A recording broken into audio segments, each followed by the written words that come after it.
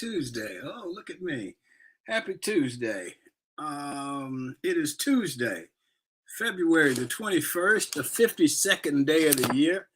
There are 313 days left in 2023, and welcome to another edition of Tuesdays with Thom. Former United States President Jimmy Carter will begin receiving hospice care at his home in Georgia, according to a statement from the Carter Center.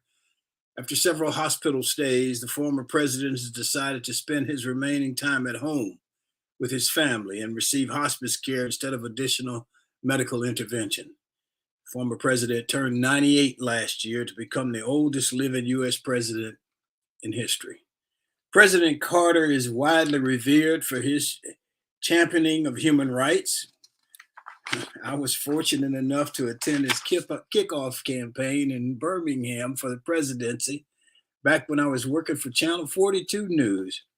It was special and one of the highlights of my life. As we enter the last week of this year's Black History Month, we should keep in mind a couple of things I've mentioned on TNT earlier this month regarding Black History Month. First of all, Black history is the history of the United States. Number two, when we are reminded of the disparities between African Americans and whites in this country, we have to get to the root causes if we want to understand the whys of any situation. Increasing disparities in healthcare, higher education, incarceration, and political representation are just the tips of the iceberg and are oftentimes mischaracterized, at least they are for me. When we are still addressing first, he was the first this, she was the first that. When we're still addressing first in our respective industry and the industries in the economy, we have to realize and understand there is room at the table for all of us and quit playing one against the other as we see happening in our politics today. Our G-list guest today, and another one of our history makers, a longtime running backs coach in the NFL and a true history maker when he became the head coach at Mississippi State University in 2004, the first African-American head coach in the Southeastern Conference. And, well, we look forward to having that conversation. This edition of Tuesdays with Thom, of course, is sponsored by our partners, the Best Girl consulting firm. Best Girl has been providing customized solutions to executive issues for 34 years. Well, let's hear from Best Girl. Best Girl is a consulting firm that provides customized leadership, access and inclusion, public relations, communications, and organizational consulting services. Clients include Fortune 500 companies, utilities, higher education institutions, small businesses, and associations. Best Girl's team of consultants, led by Joyce Gilly-Gossam, Emily Hedrick, and Sean Jones, partners with business and education clients to promote organizational effectiveness, communication, motivation, and leadership, with always an impact on the bottom line. Best Girl's customized consulting services include strategic planning, corporate communication, executive coaching, fundraising, and economic development. Creates a solution that fits your needs. So let's move to our roundtable regulars and introduce Barbara Wallace-Edwards and Michael Walker. Good morning, Barbara Wallace-Edwards and Michael Walker.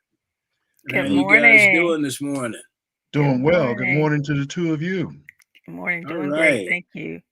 So Jimmy Carter is in hospice. That's a sad thing, but I think he's 98 years old.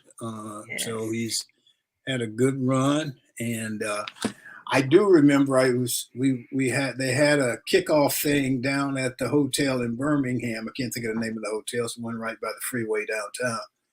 And I went down there with my little camera and all my stuff. And he said, "I'm Jimmy Carter and I'm running for president." And I still remember that. And it was a highlight for me. You know, I had never been to somebody kicking off a presidential campaign. Right. So Right. it was great. Barbara, what's happening with you? Well, Thom, I'm down on the Gulf Coast here in Mobile. Came for some family business, but also got a chance to enjoy some Mardi Gras activities while I'm here. Of course, today is Fat Tuesday, so There's Mardi Gras festivities all around. I got a chance to attend the original Dragons Ball on Saturday night and Joe Kane festivities on Sunday. And I don't know if you saw my Facebook post or not, but there's a young man who graduated from Auburn, Justin Robertson, who's also a chef, and he um, Dowley travels all over the country doing, catering events and so forth. But he came to Mobile. He's a native Mobilian, but he got one of the companies that he worked with, Traeger Grills, to be one of the sponsors, and he sponsored a huge tailgate on Sunday during Joe Kane festivities. And I mean, I was going down expecting hot dogs, hamburgers. This guy had a huge spread. I'm talking about ribs, chicken, brisket, macaroni and cheese, potato salad, alligator, and you name it. It was phenomenal. So he really outdid himself. I want to say congratulations to Chef J Rob, as he's called, um, for that outstanding event. It was truly, truly phenomenal. I went to the Mardi Gras when I was in college and went twice, as a matter of fact. Sneaked off from the coaches, and we took off and went to New Orleans. And we had a great, great, great time. Of course, we got punished. I was going to say, I hope you guys didn't get any trouble for that. Oh, we did, but it was worth it. It was great. We had a great time. We ended up taking a shower at Tulane. Oh, okay. Somebody told us where the football players lived, and so we went to their dorm and we took a shower and all that stuff. One night we slept in this lady's living room, who we didn't know, but her son was a wrestler. Okay. At Auburn at the time. And so she had laid out all these cots in her living room, and we beat the wrestlers to the cots. And so we stayed. You don't take their beds. We took their beds. This was during the gas shortage. Oh, yeah. And I remember we were down in Mobile, and we went to service station, and there were just lines because there was no gas. Wow. And so it was a fun time. But I've never been back. But it was we went twice, so it was a great thing. I tell people all the time, you have to experience Mardi Gras at least once in your lifetime before you leave here. And you need to experience in both New Orleans and Mobile. Of course, Mobile is where it originated. But there's such a drastic difference between the two. Mobile is definitely more family oriented. It's, tailgating. It's like a big family reunion.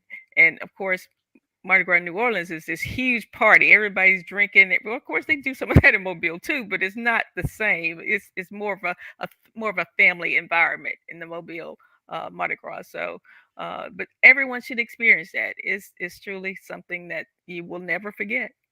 Well, I'll never forget it. It was great, and we went. It was 4 of us. We took off, and we'd each made up a story to tell our coach, our respective position coach, and Becky says she bet she knows who was with me. Yeah, Rhett. That's for sure, her brother. I could always get in trouble with Rhett because his dad was the assistant head coach. Okay. And so you were going to get in trouble, but you wasn't going to get kicked off the team. So, right. That was smart. And so we each told our position coach a different lie. And we got back, and everybody made up a story except this guy Wilson. And so we get back, and they've called his house home because nobody knows where he is. And his mother says, "Oh, well, he's in New Orleans with Thomas and Rhett. They all went to New Orleans." And it's like, well, thank you. So anyway, it was a great time. I haven't been back, but twice was enough. I've never been to the one in Mobile. So, Michael, what about you, buddy? Well, I haven't been to the Mardi Gras in New Orleans or Mobile, but I've heard about them and what have you. So I know it's something I maybe need to try to do You definitely at need to some check it point. out. You know, Sounds like Mobile is a little tamer. Yes, Yeah. definitely. Man, this guy was in a wheelchair and he was pushing up to get to the front so he could see the parade and all. And his horse went by and I mean, kicked him right out of that wheelchair, man. Oh, And kicked wow. that chair up in the air. And it was like, okay, we might need to back up a little bit here. Right. But yeah. it was a great time. It really was. So, Michael, Yes, sir.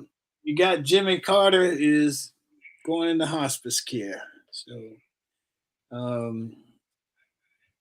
how does that hit the people over in Georgia?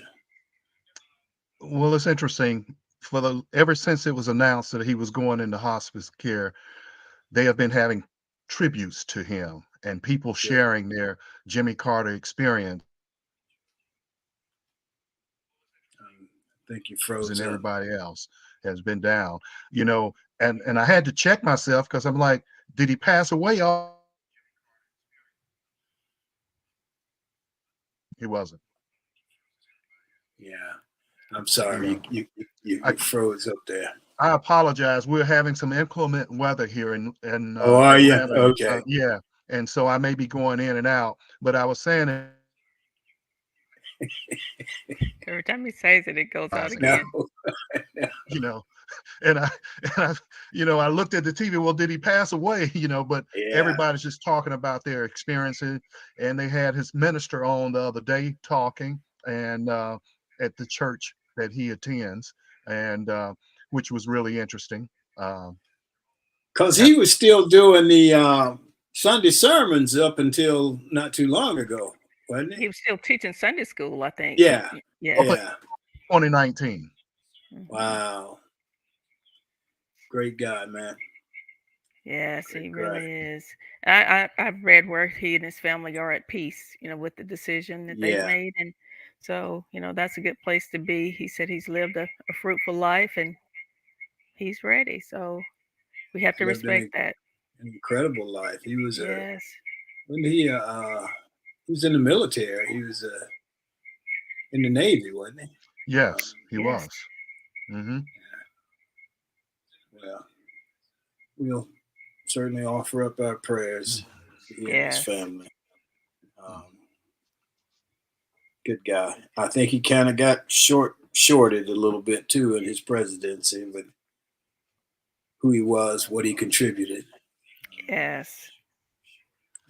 Well, he may be, away from being president. Okay, all I heard was away from being president. I'm sorry, Barbara. Are you with him? Okay, Yes. I'm back. Okay. It's still going in and out for Michael. Yeah, what I'm saying, he's gonna be Here it goes again. When you say gotta president. be, that's when it freezes up, Michael. Okay, all right. One more Well, time. Yes. I'm we'll saying, give it a try. I'm sorry, I cut you off. I did it again. I think it did it again, didn't it? Yeah, Yes. it did. Michael, you may have Okay. to turn your video off and just use your audio and see how that works. I can try that. Okay. Can you hear me now? Yes, we Yeah. can. Okay. I was saying that he may be remembered most for what he did after he left the office of president with the Yes. houses for humanitarian, Yeah. habitat, Right. all that Habitat. type Yeah. of stuff. They're Hmm. saying that his career after leaving the president's office is far more superb than anybody's. Yeah, I would Absolutely. think so. And then Camp David, um, when he brought the peace with the Middle East and in the Middle East, Egypt and Israel. Yeah, I don't know if we'll have another one like that soon. That's so true. One of our viewers said President Carter was a great past president, and most importantly, he was a man of God. Yes, he definitely is. I'm not gonna Mm, say was, is. right. So Mm. um let me ask one more question here. Um I'm going to talk a little bit about Alan Page. Do you guys remember Alan Page? I Played with don't. Minnesota Vikings. Yeah, yeah. Yeah, he Alan went on to Page, become a judge. a Yeah. Supreme Court judge at State level. at Minnesota. Yeah, Yes, Minnesota I Supreme remember Court that. justice. Yeah, Yes. he was great. He said that from the time he saw Thurgood Marshall, he wanted to be a lawyer. When Thurgood Marshall won the Supreme Court case, Brown versus the board, he said from that point he wanted to be a lawyer. He said he had never seen a lawyer, didn't know what they looked like or how you went about becoming one. Right. But that was where he set his goals. And Wow. he was a great football player, but maybe an even greater man. He is an even greater man. Yes. So yeah, we'll talk a little bit about him. So what else you guys got before we move on? The other thing I want to wish my little cousin, who's a cheerleader at LSU, Jalen Blackwell, I want to wish her happy 21st birthday. Today's her birthday, and she's actually in New Orleans with her parents celebrating her birthday this weekend. So happy birthday, Jalen. Jalen, huh? Yeah. Okay. All right, good deal. Michael, you got anything else? Maybe. It's still going in and out, but you can hear me right now, I think, can't you? Yeah, we Yes, got you. you can. Okay. Well, I just want to say really quickly that they are changing the way that Medicaid is utilized in some states. Some states are asking for the funds from Medicaid and dedicating them to a food health plan. They are determining that the diet that some people have may be causing a lot of the hospitalizations. And there was a study that was published last fall that it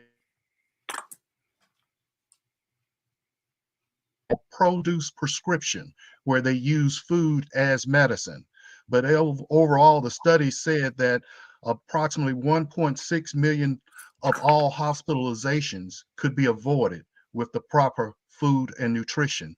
So they're looking at going back to maybe doing vouchers and what have you, and having nutritionists and food doctors to help prepare meals for our citizens here in the US to avert some of these chronic diseases that we're suffering with.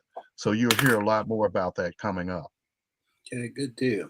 That is a good deal. So let me ask you guys this question before we move on.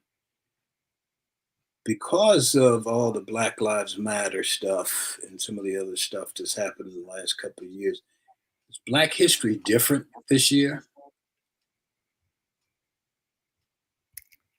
I don't know if it's different, Tom. I think they're more of a focus on it's not just Black history, it's history. We there's too much history to be confined to 1 month of the year. So I think people are celebrating Black history and incorporating that into American history because that's what it really is, and it shouldn't be designated just as Black history. But I know that's the norm, and that's what people have done for many years now. And at first it wasn't talked about, it wasn't even discussed, it wasn't celebrated at all. So at least there was a month, but people are, I think, are now more focused on it being part of the regular American history because that's what it is. Good. Thank you. Mm. Michael, you got a response to that? Well, I'd like to say, I think maybe why you say is it different is because we're having all of this conversation about teaching African American history in schools. And just yesterday, Atlanta City Council person put forth legislation to incorporate as an optional course for social sciences or social studies that we talk about the history of African Americans in Atlanta and the things that took place. And they're not calling it critical race theory. They was just saying we're going to talk about what happened, so to speak, and that it is everyone's history. It's not just necessarily Black history. So I think there's a movement, and of course, Thom, with your governor down there in DeSantis, that he does not want to incorporate that type of history within the school system. It'll be interesting to see what the legislature here in Georgia does. I would say that they will probably go along with it because they're making it an optional course. It's not required, but they want to teach the total package of history. And maybe from that perspective, it may be a little bit different. I could see why you're saying that because they're coming to grips with that. You know, I was looking at something yesterday, and the date was 1492. What did we learn about 1492 in elementary school? Christopher Columbus discovered America. That's what they said. It wasn't there before he saw it, but No. he discovered it. And I just thought, man, you know, if we want to be correct with our history, then we should be correct with our history. Absolutely. It's pretty simple. Absolutely. And not try to sanitize it. And as Michael just said, our governor down here is trying to do. And I think it just my opinion, I think it's going to hurt him in the long run. Yes. He reminds me of George Wallace Mm-hmm. and the things he said and did to get elected. Right. And I see DeSantis doing a lot of the same things. Well, it's interesting, Thom, that you bring this up, and I'll just share this. Later today, I have been invited by former Senator Kelly Loeffler to participate in a roundtable discussion. And the discussion is a perspective on how the Republican Party can get more engagement from the minority community. Okay. Well, I think that's interesting. Give them my perspective as to what they could do to become more engaging and more welcome. You want to share a little bit of your thoughts with us? One of the things I'm going to say is that if the Republicans are very serious about changing the demographics of the party, they need to consider taking up police reform. Not defunding, but police reform. Because from a historical standpoint, whenever African Americans have marched peacefully, the police were always used to try to disperse them. You go back to the marches in Birmingham when Police Chief Bull Connor, he turned dogs and water hoses and used police to stop that. And I'm going to use that and paint that as a picture and say if Floyd was murdered and all the other incidents we've had with police brutality, and mind you, although we get most exposure from the media for when it happens from white officers to black victims, there has been some white police officers that have killed unarmed white men. It just hasn't gotten enough coverage, but there are a few incidents or have put police brutality on them. So I'm going to say we need to take up this issue, police reform, if you truly want to get engagement from the African American community. Interesting. Yeah, it's interesting. I agree with that, and probably a lot more. I think the way you change your stripes is to change your stripes, Yes. and not try to dress them up. Right. And so I commend you for being involved in that, and hopefully some good will come from it. Let us pray that it will. Okay. Michael, we know that you'll be vocal and speak up, so we appreciate you being involved in that. Well, thank you. Absolutely. I don't shy away from conversations like that. Right.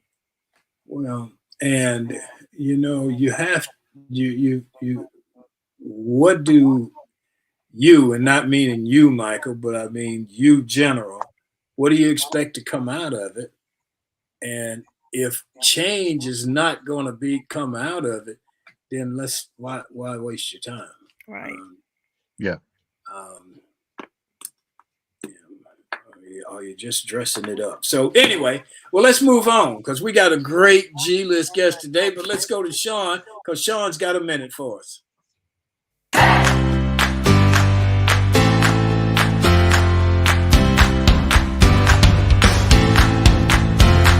Good morning. My name is Shantia Jones, and this is Got a Minute. There's one more week remaining in February, and I'm so sad to see it go. The weather is warming up, and from me to you, I am not a fan. Anywho, the show must go on. Now, in today's news, Barbara Charlene Jordan, the first African-American Congresswoman to come from the South, was born. She was an American lawyer, educator, and politician who served in the U.S. House of Representatives representing Texas. As a high school student, she became a skilled public speaker, winning a national debate contest. Jordan was elected into the House of Representatives in 1966, where she advocated legislation to improve the lives of minorities, the poor, and the disenfranchised and sponsored bills that expanded workers' compensation and strengthened the Voting Rights Act of 1965 to cover Mexican Americans in the Southwest. So, before I go, I'd also like to say happy birthday, Michael. So glad that you're a part of this team. Thank you all for joining in. My name is Shantia Jones, and this is Got a Minute. All right. So, Michael, you got a birthday today? Well, actually, it's tomorrow, but Yes. thank you, Big Money Sean, my buddy.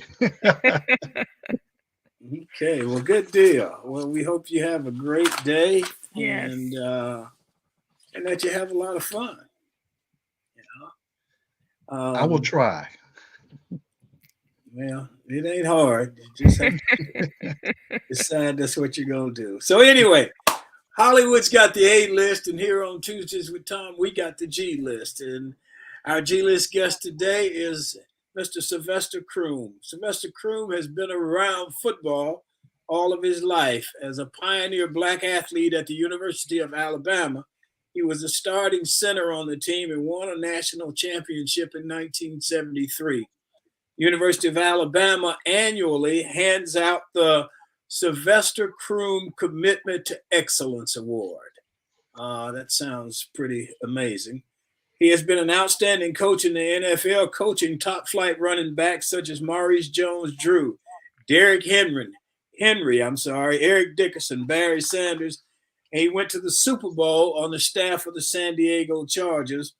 And while he was coaching at Alabama, they went to 10 bowl games in 11 seasons, played on 3 straight SEC championship teams. So let's welcome Mr. Sylvester Croom. Good morning, Sylvester. He's on mute. Yeah, you're muted. I hear you. You muted. He's still mute. Yeah. There you go. You got it now. There you go. No, it must be muted on Oh, Sean's end. yeah. He is still muted. We're still not getting anything.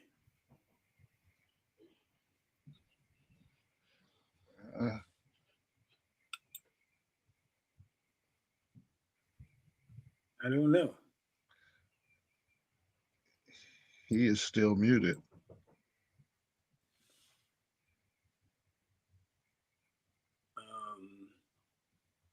Nope. We hear everybody else, right? Yes. Yeah. Yeah. We can't hear him though. Huh.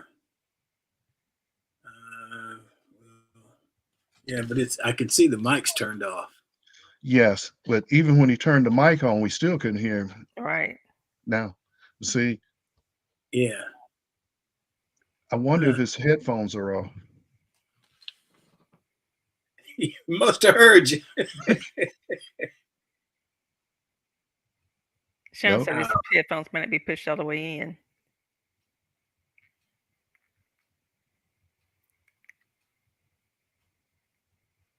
Wow. Hmm. I think he's Technology. unplugging them. I know, technology. It was working fine before the show. Yeah. He's going to unplug them and try to plug them back in. Yeah. He's working on it. Sean's working on it. Yep. I don't know, man. Technology is something.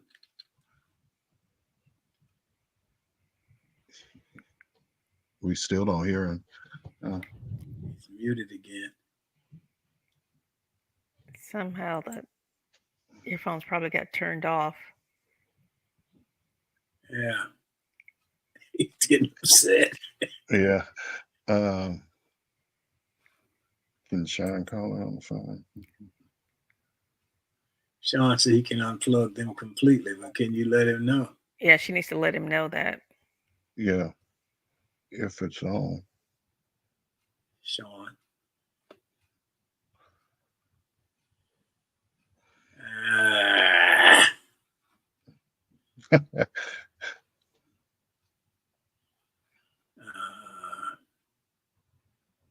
Nope. Nope. Can't hear you. That's such a frustrating thing too. I know. When you're doing that. Oh man.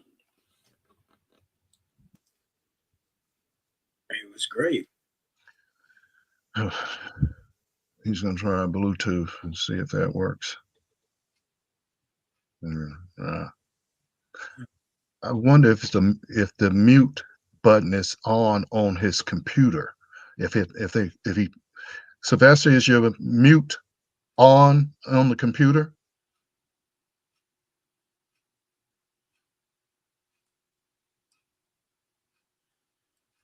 Well, I hope that everybody will just bear with us. We should be okay here in a minute.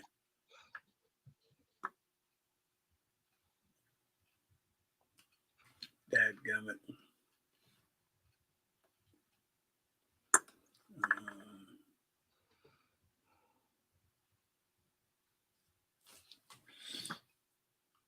I know the feeling.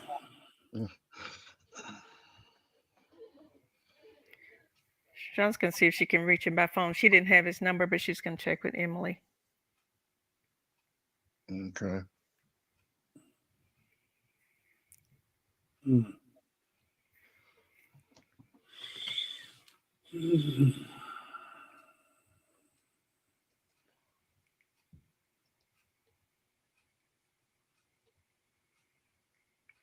He's unplugged his headphones now, so if that was a problem, that would have solved that. Yeah. Yeah, I want to make sure Sean doesn't have him muted. Go back to the headphones.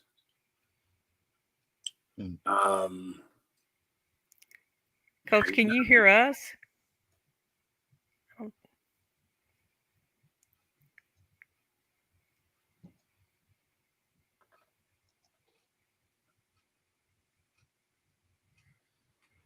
Where is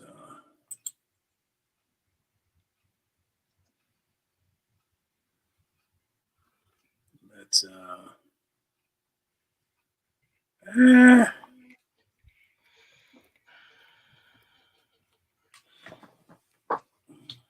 what do you have on when we were doing the talk? You had headphones, right? Yes, he had on headphones initially. Yeah, let's go back to them and see. Right.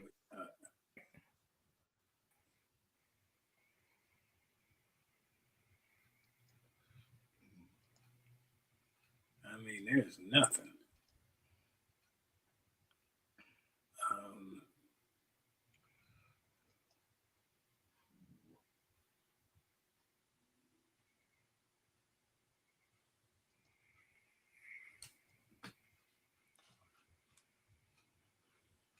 Well, I don't know what to say.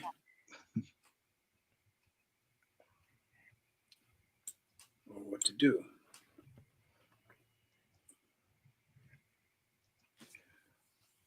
I guess we can just talk about his accomplishments and the things that he's been involved in Let's- until we can get him on. Yeah, that's good. Well, I can tell you this. He was a great football player at the University of Alabama. Played against him.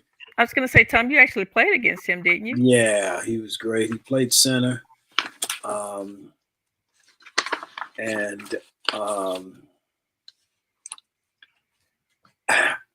I'll just tell you this one story. We had a thing at the 16th Street Baptist Church, which is the church in downtown Birmingham where the 4 girls were killed.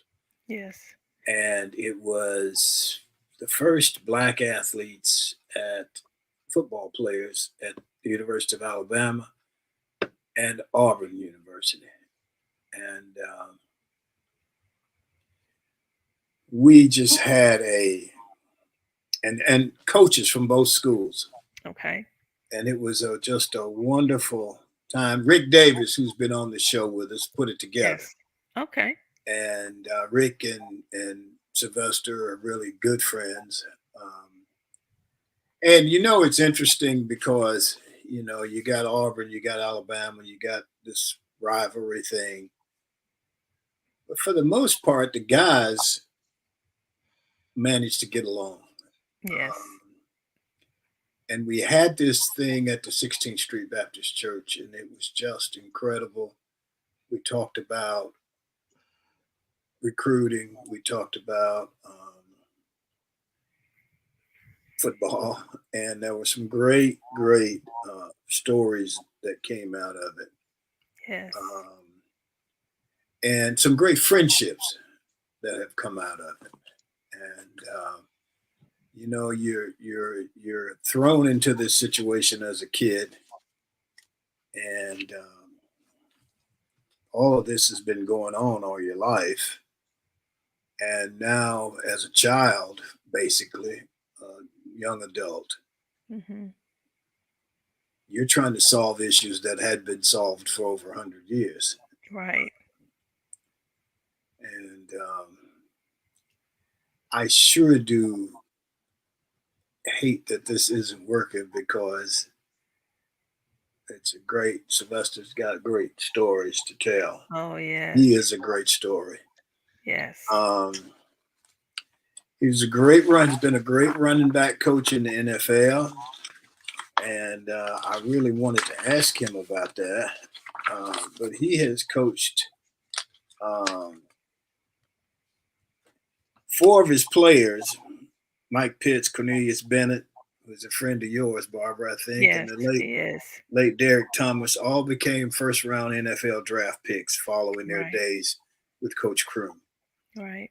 2 of his linebackers, Wayne Davis and Thomas Boyd, ranked 1-2 on Alabama's all-time tackle chart, while Thomas still ranks first in career sacks at Alabama. Wow. He led it for 3 seasons under Bear Bryant, started the final 2 seasons at center. It may have been the first black center. I think so. Certainly at Alabama, but it may have been in the SEC. Yeah. I think.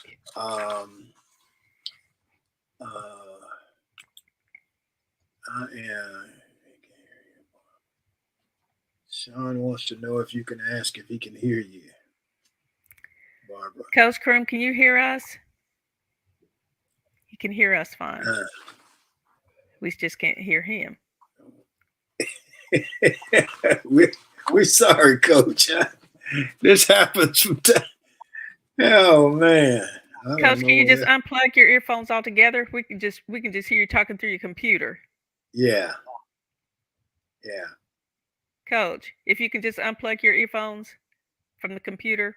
Yeah. Take them off. Yeah. Unplug them. Yeah. And see if we can hear. Yes. Unplug it from the computer.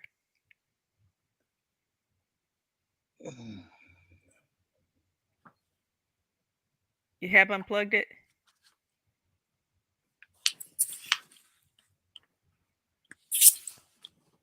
is your sound on your computer muted? Check your actual computer to see if there's the sound is on it is muted. Yeah, that's what I'm thinking it is. Sound on the computer. Yes, the volume may be all the way down or it could be muted.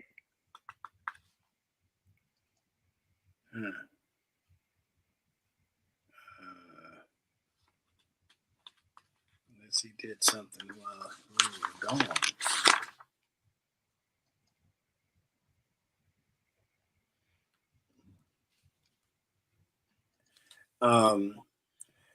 Well, and you know, Coach Croom was the first black coach in the SEC Yes, at that Mississippi was State huge. University. Oh, That was yeah, huge. I definitely. remember that announcement. Yeah, and did very well. Ended up beating Alabama Yes. in one of his years. Um, had some a good run, and just the very fact that the athletic director reached out and hired Sylvester. The athletic director says that Sylvester Croom met all of the criteria we laid forth for the selection of a new head football coach at Mississippi State. We went after the best football coach, and we're confident we found that individual in Sylvester Croom. Yes. I think a lot of people would agree with that, Right. with that statement. And Tom, one of the things I didn't know about Coach Croom's, I didn't realize his father, Reverend Sylvester Croom Sr., was the chaplain or the spiritual advisor for the football team and Coach Bear Yeah. Bryant. That was Yeah. huge back at Yeah. in those days. I don't know if he started that in that role while Coach was there as a player or even before he ever came to Alabama. That was one of the things I wanted to ask him about. When did that happen? Because that was major. Yeah, and I and one of the other things I think, other stories that they told was that Bear Bryant told his players that if they had any issues, that he wanted them to come to him, Yes. and he would. And he told his, something to the effect with the white players that they were all Alabama players, and that I'm sure made a big difference in those young men's lives, to know that the coach had their back. Yeah, absolutely.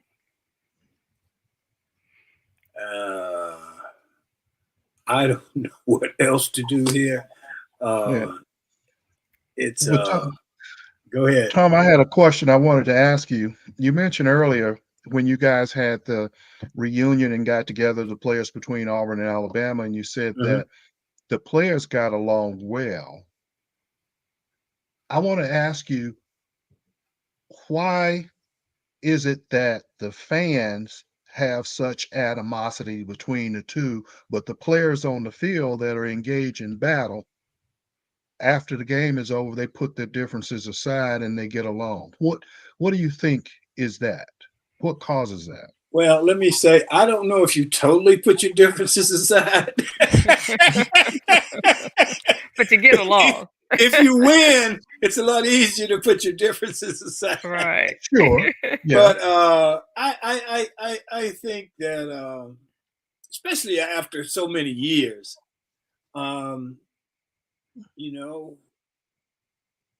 you can play a game and you can play a game over and over, and you can say you think you should have won and so on and so forth. But I think that they probably, there's no probably in it. At least 2 of the 4 years that I was on the team, they just had a better team, and I think that Alabama was more aggressive in recruiting black athletes than Auburn was. Right. We went from James Owens is the first black football player to me and Virgil. And when I graduated, there were just 4 of us on the team. And at that point, Wow. Alabama probably had about 15, 20 guys on the team. Right. So Right. they were much more serious and dedicated to the idea of recruiting black athletes than I think we were Yes. at Auburn. Um, um, the coaches they had, one of the coaches there, Brother Oliver, I think it was Brother Oliver. Anyway, one of the coaches was head coach for both Auburn and Alabama. Right. That's Bill Oliver. Yeah. Bill Oliver. And and the other guy was an Alabama coach. But they told some great stories. Boy, they were funny, I tell you. But I think that I don't know how it is now. I don't know if there's that tenacity that the players had back then. You know, you got this transfer portal, and that's one of the things I wanted to talk to Coach about. You know, you got the transfer portal, you got all that stuff, you got NIL, and so that probably, well, that's not a probable, that has changed the focus of Yes, some of definitely. the young men who are actually Right. playing. Sure. It's you know, and one of the other questions, and I'm so sorry we can't get this to work. I know. And I can see he's frustrated. Yeah. Maybe we have to rebook him on here. Yeah. We can We work out the definitely bugs want and to do do that. that. And I'm frustrated too, Coach. Yeah. Yeah, we all. Well, you know, Tom, you said something. You said No. Alabama was more aggressive going Yes. after Yes. African American. You know, it's kind of interesting where you have a school like Tuscaloosa where Wallace stands on the steps and said, Yes. segregation now, segregation forever. Yet and still, when they decided to integrate, they went all in. Right. And you say, and Auburn didn't have that issue, but they were not aggressive, or as aggressive, I should say, as Alabama was. And it kind of reminds me of politics, where you look at the Democrats have been very aggressive in the past of opening the tent and expanding the tent to get everybody in. And Republicans have kind of been the ones on the sideline. And it's so funny, we're talking about Black history and we're talking about Ron DeSantis in Florida. While we were sitting here, I just got an email from the new Lieutenant Governor, Burt Jones, who, by the way, played football at Georgia. He just sent me an invite to the Lieutenant Governor's African American History Month reception that's taking place on Tuesday, asking me to RSVP. So it looks like the game is kind of changing a little bit where, you know, I mentioned earlier that the city of Atlanta is going to adopt this legislation to talk about African American history as an optional course. And now the Lieutenant Governor is doing this reception on Tuesday for African American History Month. So it depends, like we say before, Tom, is there a will? Do you want to? Right. That's where it starts. Lieutenant Governor an African American? No, he's not. No. Okay. Well, good. No. I think majority of people want to move ahead. But, you know, it's just, to me, it just seems like it's easy to fall back on the old division politics. And, but I think the thing, and the statement I made earlier about DeSantis is, that only gets you a certain segment of the population. Right. That and doesn't. Only for so long. Yeah. You can't. I don't know if you can carry that through full election. Right. But and it's interesting that we're talking about DeSantis, but it's interesting that I guess you call him his mentor, There's Dog. Oz now, but yes, I think it was his mentor anyway. has taken off on him. Yes. I don't know. Um, you know, another thing I think was interesting when you look at Coach Croom was he was invited to the White House by President George W. Bush to celebrate African American History Month. Yes. And he was one of 200 minority leaders invited to the program in the East Room. The president indicated that Croom was not only invited because he was the first African American head football coach in the SC, but because he's a strong leader and a fine man. And I thank you for blazing trails. That was certainly something that he should be proud of. And I'm sure definitely. he is. Oh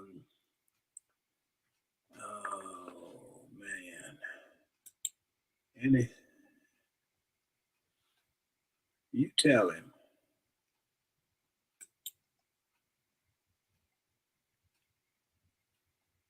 Okay, anything. I'll bet you as soon as we get off, it works. Right. Yes, that's usually the case when there's issues like this.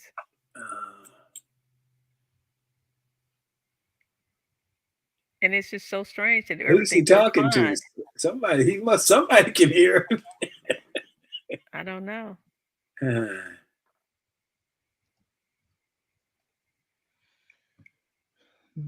So, Michael. Yes, sir. When you go to these events, do you feel any pressure to be the one? I do not. Okay. I go in it. You know what I mean when I say the one. Right. Absolutely. Yes, Okay. I do not. I go in it from the standpoint that I'm going to be me. I'm going to be my authentic self. I'm going to speak from the heart and what I believe in. And I don't feel like I should be a poster child for diversity, equity, and inclusion within the Republican Party, nor do I want to be.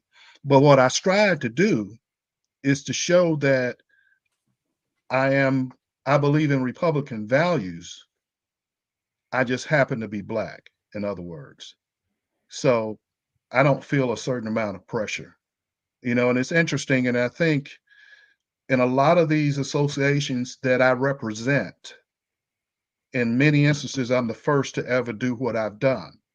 But you remember, Thom, it goes back to the time when I was recruited by Bell South or South Central Bell, and you were a part of that. And the job that I ended up getting, I only got because they needed to fill a spot for EEOC. I appreciate the opportunity and I realize I only got it, but at the same time, I said to myself, the only reason why they gave me this job is because they were forced to, because I'm Black. Well, I'm going to show them that I have something between my ears and I have more to offer than my skin color. I'm going to be as good or better than any of their other people that do not look like me. And that's what I've done in every venue I've been in. And I have avoided being in places that are so-called designated for Black people. When you say you believe in Republican values, Yeah. That can be interpreted a lot of different ways. I assume you mean the business values. Absolutely. Independence, being responsible for yourself. Okay. Absolutely. Growing and providing for yourself and taking advantage of the rights that you have as an individual. Absolutely. Smaller government, less taxes. Thom, and you and I have talked about all these different taxes that they put on small businesses. That's what I fight for. That's what I believe in. Okay. Barbara, you got any comments? Well, I was going to ask that same question you just asked Michael about the Republican values. I was going to say I think the values differ for different Republicans, but they do have a business agenda, and then there's this personal agenda as well, and I think that's where some Republicans may differ. So I'm Yeah. glad to hear you Well, you know, expound strong on that. family values, they talk about that a lot. I believe in that. That's the way I was raised. We should take care of each other. We should take care of our own. We should take care of family. I believe in all of that type of stuff. So those are the values that I'm speaking of. Okay. Barbara, you got anything else? Well, I hate that we can't get Coach on. He's had a wonderful, wonderful career. One of the other things I was going to ask him about is something I've learned recently, that Coach Bear Bryant, Paul Bear Bryant, actually had a scholarship set up for all of his former players' children to attend University of Alabama, and I think He's that's shaking his wonderful. head. Yeah, he's agree with that. I was at an event where they honored the um, athletes from the 70s at University of Alabama, and several of those students got up and spoke, and it was just phenomenal. I had no idea that the students receive, I think, at least $4,000 a year to attend University of Alabama, and if their parent who played sports at Alabama has is deceased, they get a full scholarship. Wow, So that is one way you create a legacy, um, definitely. and definitely promote diversity at the university, and that's great. Well, I think it was Michael said that they went through the thing with Wally standing in the schoolhouse door and all Hmm. that. And sometimes when you are pushed out there, you have more reason Yes. to be part of the solution. Mhm. When you can hide what you're doing, then there isn't as much reason Right. to be part of the solution. Mhm. And we're working on a book now that you're familiar with it on James Owens now. And Yes. when you read some of that stuff, and I was there, but there was some things that I just did not know um, that happened for James. Right. Um, and and how Coach Bryant was ready to bring in African American players. Um, Coach Jordan was less eager Hmm. about it. Um, so, oh man, I don't know what we can do here. We're gonna definitely have to invite him back, Tom, and We'll hopefully we'll get the definitely bugs do worked that. out. Because I think a lot of our viewers were hoping to hear from Coach Croom this morning. Definitely, So yes, definitely. We had a lot of people, I say sign up, but to hear and to yes, listen to Coach Crew. right. And I don't know who Coach is talking to. I don't know, but I wish we could hear it. I did Whoever too. he's talking I to. did too. Oh man, oh man. I Feel don't know sorry what for else to him. say. I don't know what else to say. Shirley Miller says invite Coach back. Yeah, we We definitely certainly will. will. Yeah. Coach, if you can hear me, man, I am so sorry didn't turn out the way we wanted it. Uh, I can tell you I've enjoyed getting to know you over the years and some of your teammates. Was Coach at the thing they had for the 70s He players? was. He Yeah. was there. Yes. George Pugh called me up and invited me. Coach, you know Yes. George. And I don't know.